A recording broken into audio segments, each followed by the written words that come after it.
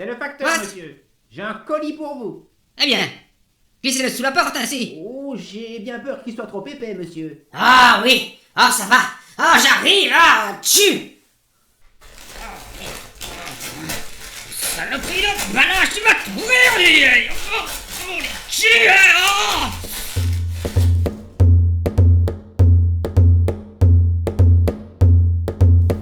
Mauvais jour à tous. Vous connaissez le docteur Moreau? Mais non, ce n'est pas ce chirurgien qui a greffé des testicules de paresseux à une mouche de tsetse. Non, pas du tout. Le docteur Moreau, là, c'est pas de la blague. C'est le médecin démon de l'île de sang, en quelque sorte, un fou génial, qui sur son île à l'abri de la civilisation poursuit le rêve de malade de transformer par le biais d'une chirurgie sanglante les animaux en êtres humains. Pourquoi? Parce que... En fait, vous la connaissez, cette histoire. Ou bien vous l'avez lue, ou bien vous l'avez vue. Une fois. Une fois. 2 fois. Ouais, 2 fois. Peut-être même 3 fois. Eh, dis, tu te fous de ma gueule? Alors comptez pas sur moi pour vous faire un résumé, hein. Surtout que là, vous allez la voir et la lire comme jamais vous ne l'avez vue et lue. Nick Motra au dessin. J'ai de beaux crayons. Beau, très beau, et sombre, très sombre. Et Jonathan G. Malherbe au scénario. Le G, c'est pour génial. Terrifiant, palpitant, et sombre, très sombre. Vous propose leur version de ce roman fondateur de l'épouvante et de la science-fiction.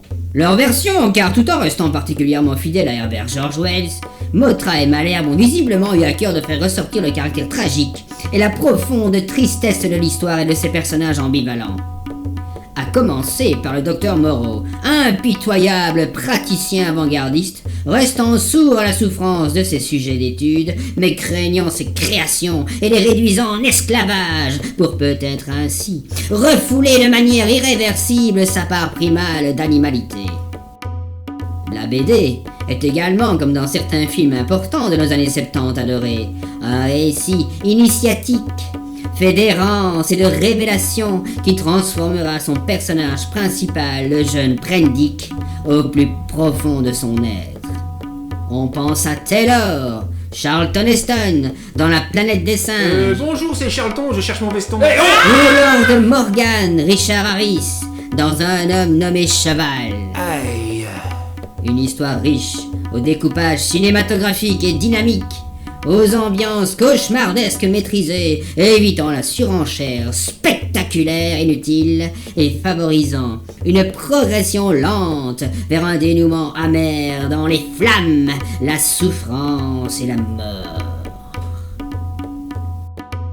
Une belle réussite dépassant son postulat science-fictionnel pour proposer une réflexion dure mais réaliste sur les notions de tribu, de famille, de maître et d'esclave, de Dieu et de Père, et sur celle si abstraite et difficilement traduisible en images qu'est la volonté d'aller de l'avant.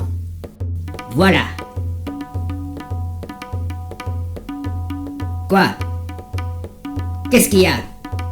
Si vous voulez en savoir plus, il faut l'acheter le livre. C'est pas gratuit les belles choses, vous savez. Ah! Bon, moi je vous laisse. Je tombe de fatigue. Winka winka.